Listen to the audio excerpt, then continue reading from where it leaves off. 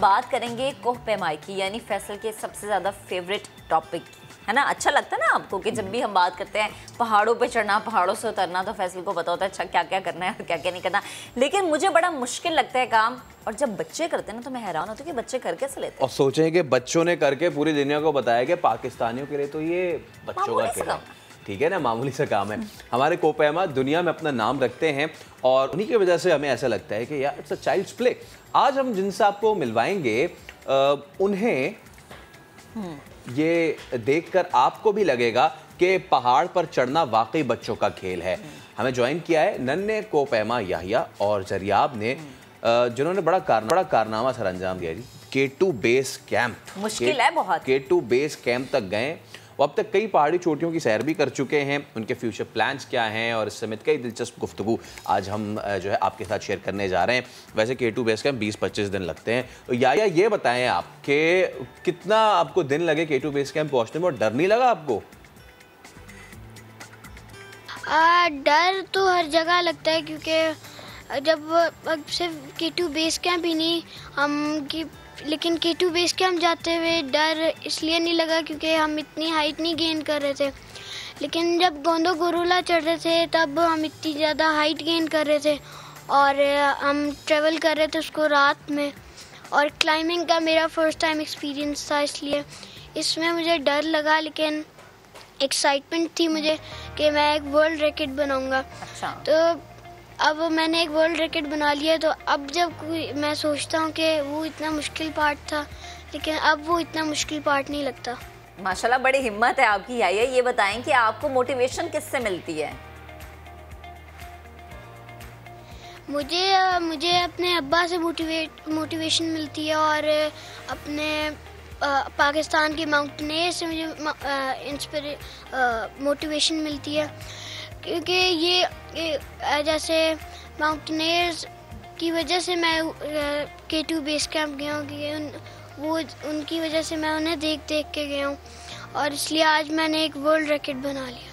अच्छा, जैसे कि आपने गोंदो गोरोला का भी नाम लिया, इट्स वेरी डिफ़िकल्ट, तो यहाँ तक पहुँचना आसान नहीं था। कोई ऐसा मौका, कोई ऐसा पॉइंट जहाँ पर आकर ऐसा लगा कि यार अब मैं थक गया हूँ, आगे जाना है जो है वो मुमकिन नहीं है, और फिर उसको आपने ओवरकम कैसे किया? हम पायू के रास्ते पे हम जा रहे थे, पायू एक कैंप साइट है, उसकी ट्रैकिंग करके जा रहे थे, तो उसके ट्रैक पे हमें पानी बहुत कम मिला और गर्मी बहुत तेज़ थी, तो मैंने अपने अब्बा को कहा कि इससे आगे मैं नहीं जा सकता क्योंकि मुझे पानी नहीं मिल रहा और इतनी तेज़ गर्मी है। लेकिन मैंने फिर भी हिम्मत की और मैंने अब एक वर्ल्ड रिकॉर्ड बना लिया। ज़बरदस्त। ज़रियाब भी हमारे साथ मौजूद है। ज़रियाब, आप बताएं कि बतौर लड़की, मतलब लड़कियों के लिए तो बड़ा मुश्किल होता है ये काम, देख के कुछ हो रहा है कि यार आप कैसे कर सकते हैं। बतौर लड़की आपके लिए समिट कितना मुश्किल था?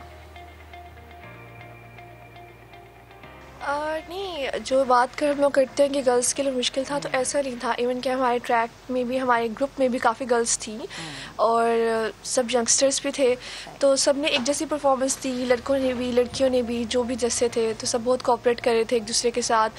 और ये ट्रैक स्टार्टिंग में तो मुश्किल नहीं लगा, लाइक ठीक था, मज़ा आ रहा था, क्योंकि हमने पहले भी कुछ ट्रैक्स किए हुए हैं, तो उसकी वजह से शायद हमारा स्टेमिना ऑलरेडी बिल्डअप हुआ था।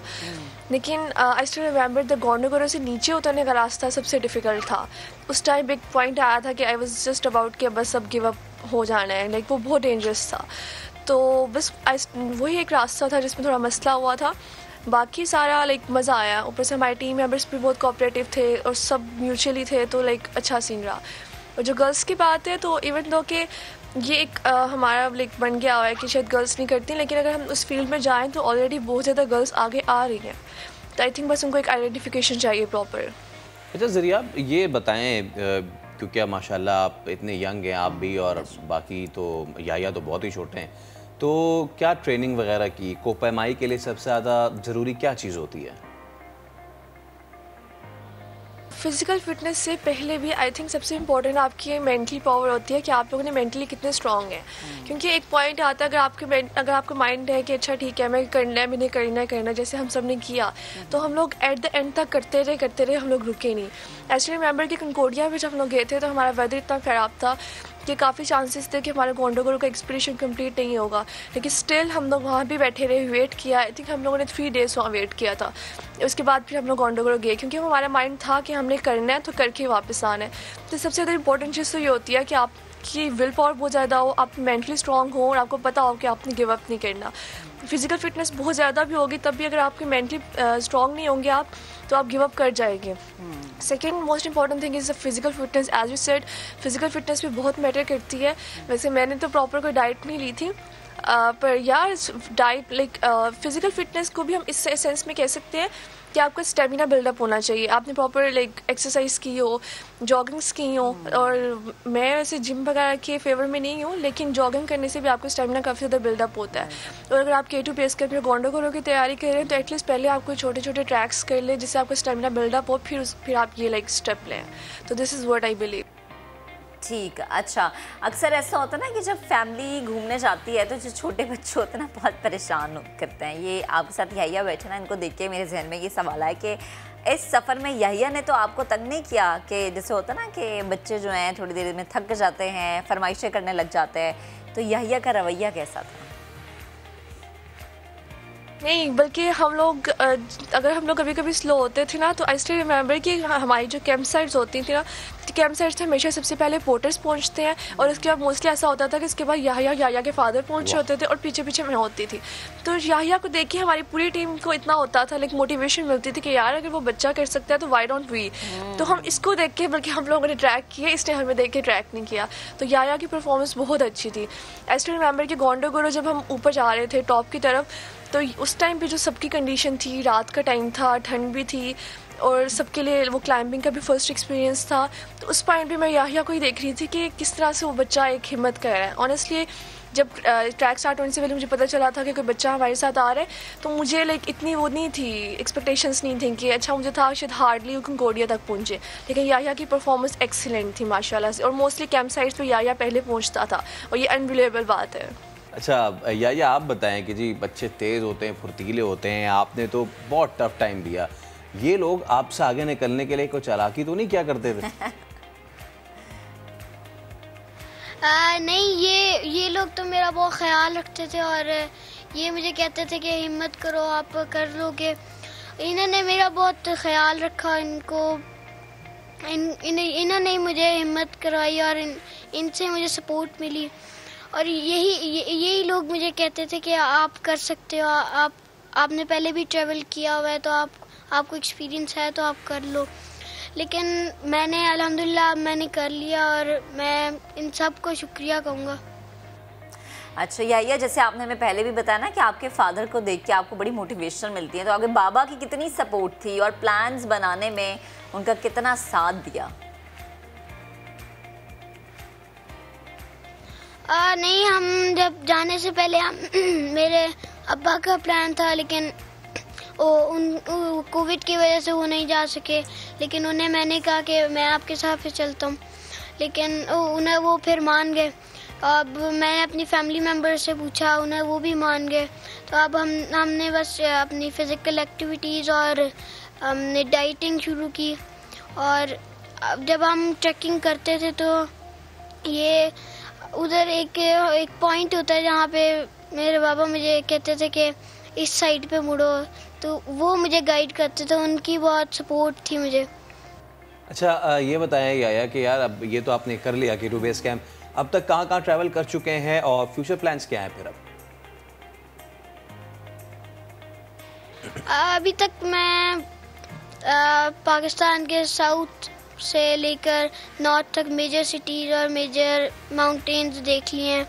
मैं went to KPK and Kumrat valley और Katora lake, Ansoo Jheel. I have travelled all over Pakistan. तो मेरा अभी फ्यूचर प्लान्स हैं कि अभी पहले मैं पढ़ूंगा, और उसके बाद मैं अभी नेक्स्ट ईयर इंशाल्लाह मैं मिंगलेक सर को सबमिट करूंगा, जिसकी हाइट 6050 मीटर्स है।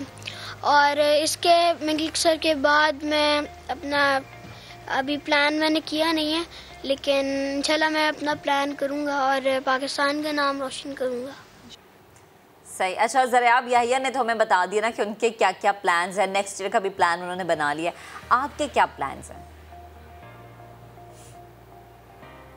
फर्दर मोर मैं वही करूँगी, अभी तो हम लोगों ने 5600 एल्टीट्यूड कवर किया है, तो सेम केस याहिया अब मेरा इरादा फर्दर अपना एल्टीट्यूड इंक्रीज़ करना है and I have a plan of 6000 peak as well. तो इंशाल्लाह जब भी अल्लाह ताला ने मौका दिया तो वो करूँगी।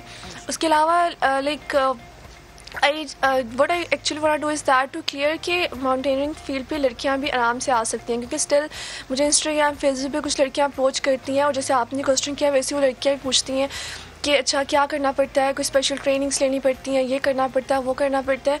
तो मैं ये जो एक हमारा स्टिग्मा सा बन गया मैं इसको क्लियर करना चाहती हूँ सबके सामने कि इसके लिए ठीक है, जब आपने एल्टीट्यूड इंक्रीज़ करना है तो फिर तो आपको डेफिनेटली ऐसे ऐसे अपने गेयर्स भी इंक्रीज़ करने होते हैं, अपने ट्रेनिंग्स भी थोड़ी वैसी होनी पड़ती हैं।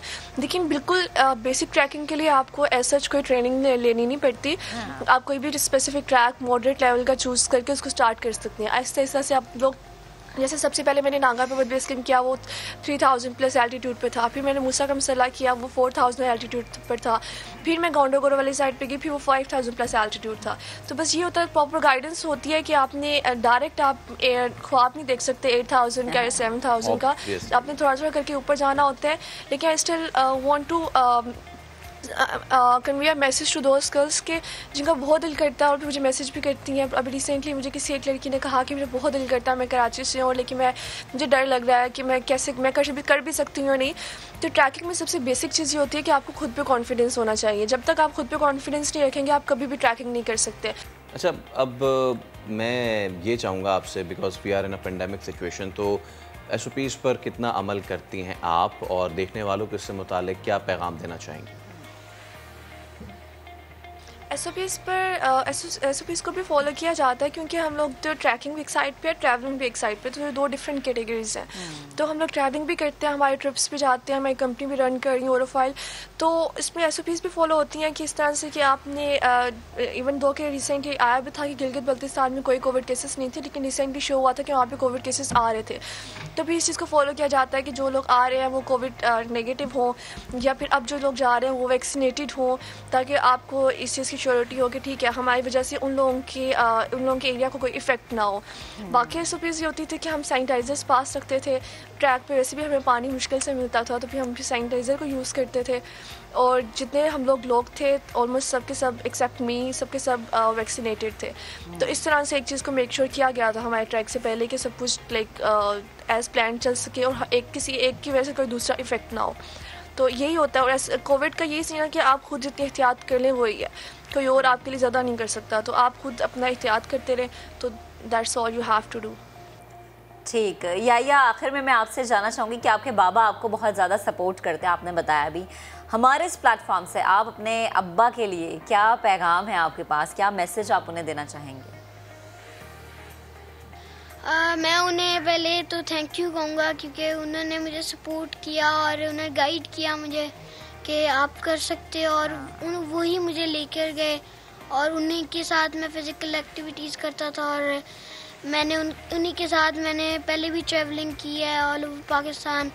तो मैं उन्हें थैंक यू कहूँगा और मैं उन्हें ये भी कहूँगा कि हम और जगह भी एक्सप्लोर करेंगे और मैं पाकिस्तान के नाम रोशन करूँगा। क्या ही ज़बरदस्त स्टोरी आपकी याहिया और Zaryab, thank you so much. और कितना मज़ा आया हमें स्पेशली बात करके, बिकॉज हम प्लान तो करते हैं ना ट्रैवल करने का, लेकिन जब छोटे बच्चे होते हैं और वो K2 बेस कैंप कर जाते हैं तो बड़ा मज़ा आता है।